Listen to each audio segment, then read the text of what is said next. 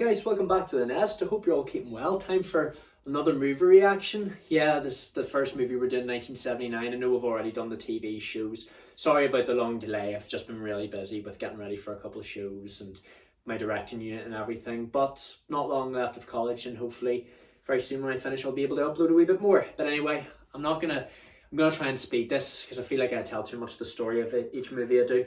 But tonight's reaction is the Muppet movie. Now, I never really watched The Muppet Show whenever I was younger. Do tell me if the show was a musical, guys, because I just don't really know, because from what I've told, every other movie after this one, along with this, is a musical. I don't know. And I also know that Jim Henson, the guy who created The Muppet Show, he also made Sesame Street. You know, he just made The Muppet Show because he didn't want to just be branded as a children's television show creator, if that makes sense. He wanted to make something that's a bit more diverse for everyone, if you know what I mean, like something that all ages can enjoy. But this movie's basically a backstory of how they all met. I was really happy to see the amount of celebrity cameos in this movie, like Orson Welles, or Welles, he's the big man in Hollywood. And then you've got James Coburn, Madeline Kahn, Blofeld from On Her Majesty's Secret Service.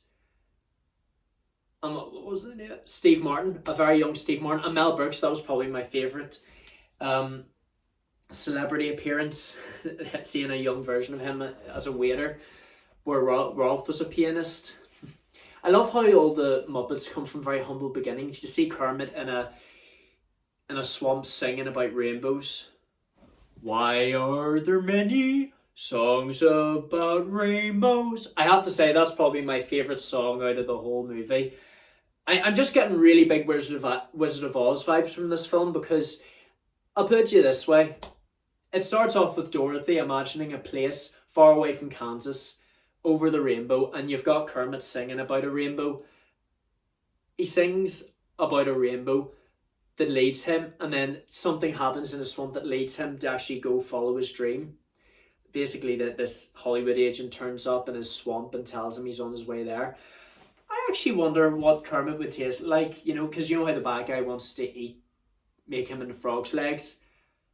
All you would taste is just stuffing. I'd say if you deep fry it, it'll probably be a whole lot better. You never know. Also, Miss Piggy, she was already famous, so she's just famous for being famous if she goes into Hollywood. And also the celebrity cameos, I don't think people my generation are going to be excited about them turning up, because these are all older actors from like the golden age, if you know what I mean. I know it was one of Orson Welles' last few films before he passed away, and then there's Madeline Kahn, and those were big Hollywood names back then. No one I would get excited about. I really enjoyed the Big Bird cameo. He was trying to get to New York just so he could make a break in television. I love how the movie also stays comedic the whole time. Even though Kermit is heartbroken whenever Miss Piggy leaves him, there's still a bit of funniness to it. Whenever she gets a call from her agent that something big's going to happen, like there's a big movie contract, and she just sells him out. She just leaves him for money. And this is how it goes. Bye! Can't do a puppet walk. If only I could. I also, do let me know if Fozzie Bear is Kermit's best friend. I love how you see him as just a really awful stand-up comedian. I actually really, really hate stand-up comedy. Like, I don't mind watching comedy films. I just wouldn't want to go to a comedy show. It's not a career I would want to do, because, how can I put it, you need to come up with so much original stuff. And then you've got Gonzo. He's wanting to become a stuntman, and he's got a girlfriend for a chick. And I love how the running gag in the show and in the movie is that you don't know what species Gonzo is. As Kermit states it, you know, a bear, a pig, and a buzzard thing, whatever kind of creature Gonzo is.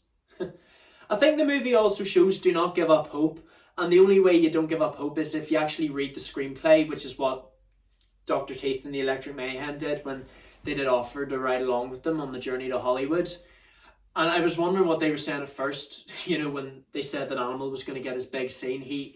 When they first meet Bunsen and Beaker the first time, he has some of their serum and he grows and scares the bad guys away. Yeah, that was probably my favourite part of the whole movie. I think my other favourite song in this movie is the one that goes like this. Moving right along, footloose and fancy free. I don't know who my favourite Muppet is. I think it's just Animal because he's a mad guy and the way he plays his drums. That's probably why they asked him to be the drummer of the band. And then we've got, I think there's Rolf. He's just a pianist in a bar. Fozzie's just a comedian in a rundown violent bar. Miss Piggy. They didn't really. I think that's all the big Muppets, and the whole thing is just presented to them in this theatre in Hollywood. And the way you get into Hollywood is you just tell them, we've been traveling far and wide. We've come here to be famous. Could you give us a contract?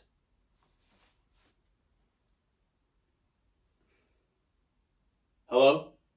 Get the contract ready for Kermit and his friends to become famous in the show business. I'm actually inspired by this movie so much because I want to be an actor.